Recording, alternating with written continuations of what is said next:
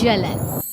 ममता बहुत ही सीधी और प्यारी लड़की थी, वहीं सुनील एक सरल और आगे बढ़ने की सोच रखने वाला लड़का। सुनील, बेटा सुनील कहाँ है? अरे जरा एक गिलास पानी तो दे दो। हाँ माँ, अभी आया। क्या माँ, पानी तेरे सर के पास ही तो रखा है। क्या हो गया है, तबीयत खराब है क्या? अरे नहीं नहीं, वो उठने का मन ही नहीं कर रहा था, तो देखा ही नहीं। वैसे क्या कर रहा है? यहाँ बैठ ना मेरे पास। माँ पढ़ रहा था। वो क्या है ना, नौकरी में तो वक्त नहीं मिलता, अब ऑफिस से घर आकर ही तो वक्त मिलता है। अच्छा अच्छा ठीक है, पढ़ ले जा बेटा।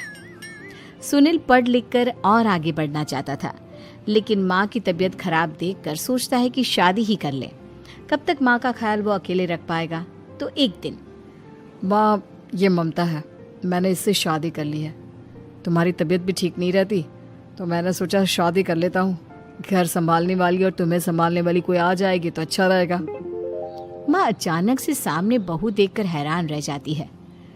बेटा ये क्या बात होती है? न बैंड, न बाजा, न दहेज, न शगुन, ऐसे कैसे बहू आ गई? माँ तू तो जानती है, मैं नौकरी के साथ पढ़ाई कर रहा हूँ, तो कहाँ से इतना पैसा बचा पाता कि धूमधाम से शादी करता। वैसे भी माँ, लोग तो आकर खाकर निकल जाएंगे, इसलिए बस वैसे ही। माँ जी, मैं आपका ख्याल रखूंगी। वैसे भी ये आगे की पढ़ाई कर रहे हैं, अच्छा कुछ कर गए तो सबके दिन फिर से अच्छे आ जाएंगे। सास को ममता की बात ठीक तो लगती है, लेकिन मन में कहीं ना कहीं लगता है कि कहीं बहू बेटे को लेकर फुर्र ना हो जाए और फिर तो वो रह जाएगी अकेली। बेटा देख, मेरा जो कुछ भी है वो सुनील ही है, और सुनील का भी अब इस दुनिया में मैं ही हूँ और कोई नहीं। क्या सुनील? बिल्कुल माँ, लेकिन आज से ममता भी मेरे जीवन का अहम हिस्सा है, जैसे तू है। सास को बड़ा बुरा लगता है कि उसकी सल्तनत में कोई और हिस्सेदार कैसे हो सकता है। कैसे कोई और उसके 30 साल के बेटे की जिंदगी में अचानक से आकर बराबर का हिस्सेदार बन सकता है। देख बहू, मैं भले थोड़ा बीमार रहती हूँ, लेकिन इसका मतलब यह नहीं कि घर की चीजों में मेरा कंट्रोल खत्म हो गया है। मैं आज भी इस घर की रानी हूँ, समझी? बेटा सोचता है कि ये माँ को अचानक से क्या हो गया। कल तक जो माँ कहती थी कि जिंदगी का कोई भरोसा नहीं, वो अचानक से जंग के मैदान की झांसी की रानी कैसे बन गई? माँ क्या हो गया है? सब ठीक है ना? अचानक कैसी बात कर रही हो? ममता का आज पहला दिन है, स्वागत करो उसका। आसपास की आंटियों को बुलाओ, नई दुल्हन की मुंह दिखाए करवाओ। खैर, सास होने का फर्ज निभाती है और बाद में एक सहेली के साथ बाहर निकल जाती है। क्यों री बताया नहीं कि बेटे का ब्याह कर रही हो? वैसे तो सारा दिन हम ही में घुसी रहती हो। अरे मुझे भी तो अभी पता चला, यूं अचानक सर पर लेकर आ गया। कहता है बहू है माँ तुम्हारी, अब इसको भी इतना ही मैं प्यार करता हूँ जितना तुझे करता हूँ। लो जी, ये क्या बात होगी? क्यों इतना प्यार करता है? अरे माँ का प्यार तो ज्यादा होता है। अब उसको तो कोई दूसरा पति मिल सकता है, लेकिन तुम ही बताओ, क्या माँ की ममता किसी और की हो सकती है? ना जी ना, बेटे को समझाओ ये बात। अरे क्या समझाऊं, मुझे तो खुद ही समझ में नहीं आ रहा कि क्या हो रहा है। जो बेटा कल तक माँ माँ करता था, अचानक से बीवी बीवी का राग आलाप रहा है। देखा, उसकी बीवी ना सुंदर और जवान है।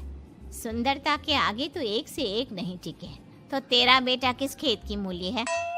सास को भी समझ में आ जाता है कि बहू की सुंदरता के आगे माँ का प्यार किसी काम का नहीं। उधर बीवी, ए जी, अम्मा जी सहेलियों को छोड़ने गई थी, अभी तक आई नहीं, हम देख आए क्या?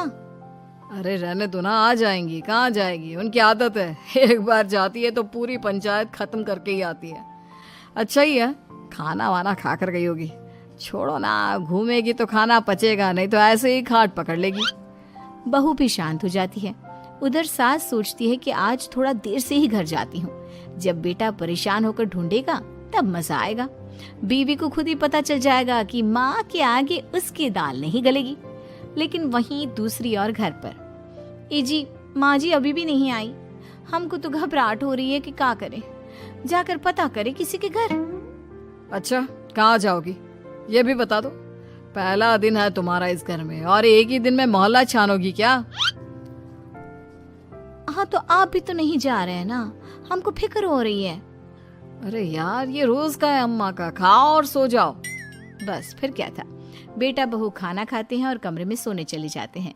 उधर जब सास को कोई देखने नहीं आता तो वो हार कर घर आ जाती है, जहाँ वो देखती है कि सारे घर की लाइट्स बंद है। सास को गुस्सा आता है, बहू, ममता बहू कहाँ हो?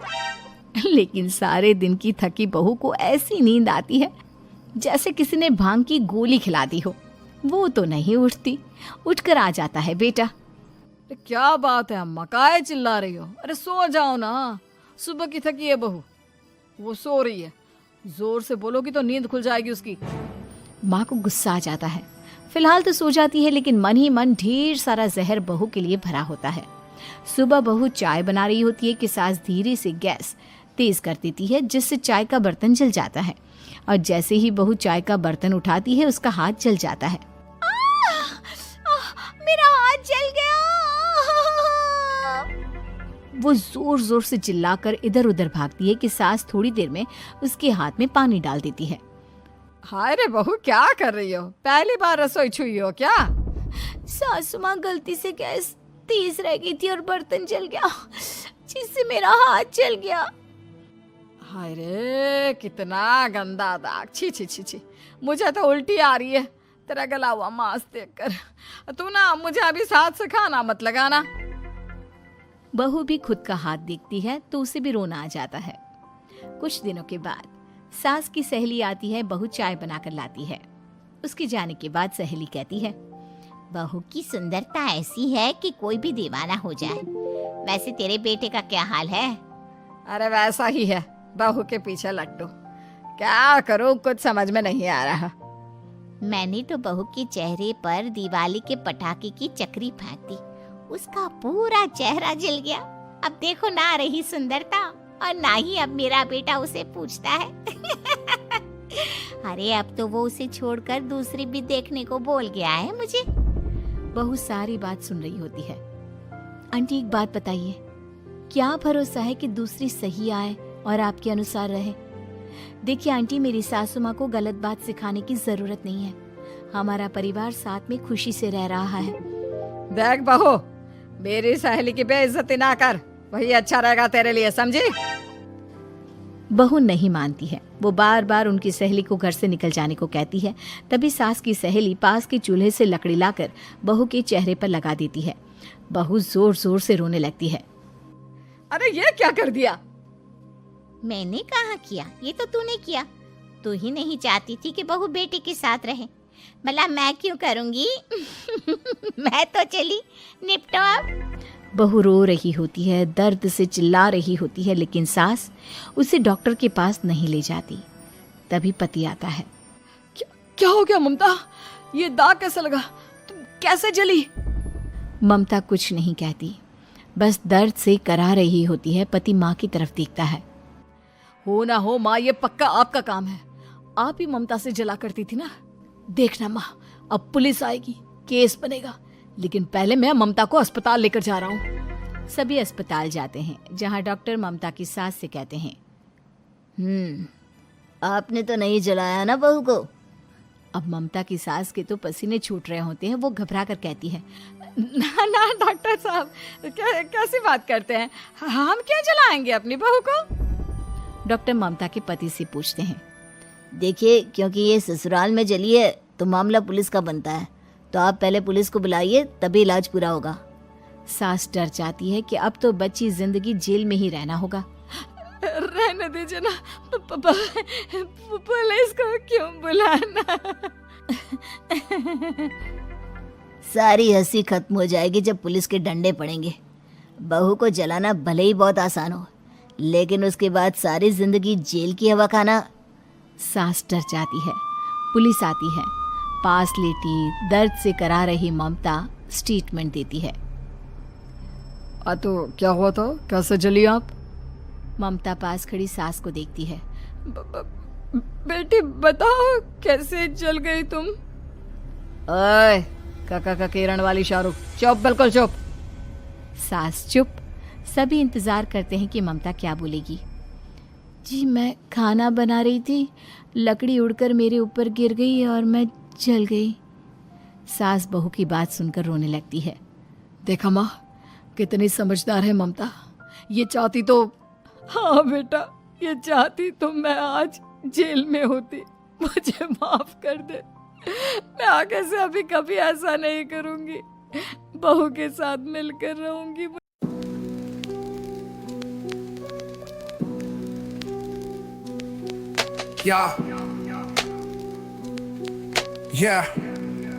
Yeah. City lights flicker where the sinners play preacher.